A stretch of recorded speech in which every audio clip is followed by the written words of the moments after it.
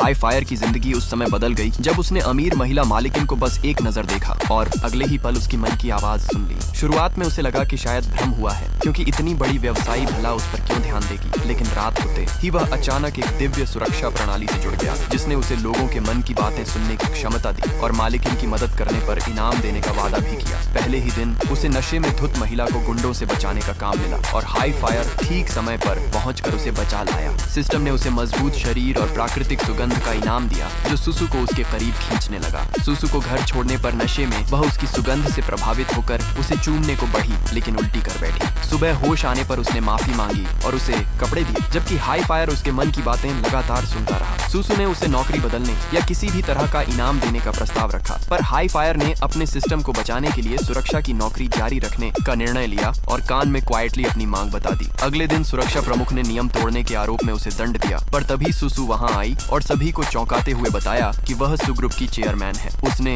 High fire को बहादुरी के लिए सम्मानित किया, उसे fridge, AC, top class computer दिए और 3 पद ऊपर उठाकर सुरक्षा दस्ता प्रमुख बना दिया। यह देखकर सब हैरान थे, खासकर उसकी सहेली, जिसे शक हुआ कि रात को दोनों के बीच कुछ हुआ है। हाई फायर रहस्य छिपाते हुए बाहर निकला, पर सुसु फिर से शराब में चूर थी और उसे साथ बैठकर पीने के लिए बुलाया। कप गिरने से वह सो गई और उसकी सहेली के मन में यह सवाल और गहरा हो गया कि यह लड़का आखिर ऐसा क्या है कि उसका असर अरबों की मालिकिन पर इतना गहरा है। हाई फायर उसकी बातों को सुनते हुए उसे प्रभावित करने के लिए पासों का खेल खेलने लगा और हर बार सही नंबर बताकर उसे लगातार पिलाता गया, जिससे वह नशे में लड़खड़ा गई और उस पर जा गिरी। तभी सुसु ने उसे अंदर बुलाया और अपनी चिंता बताई कि उसकी सहेली की नीयत कुछ ठीक नहीं लगती, और यहीं से हाई फायर की अनोखी, रोमांचक और उलझी हुई कहानी आगे बढ़ती है।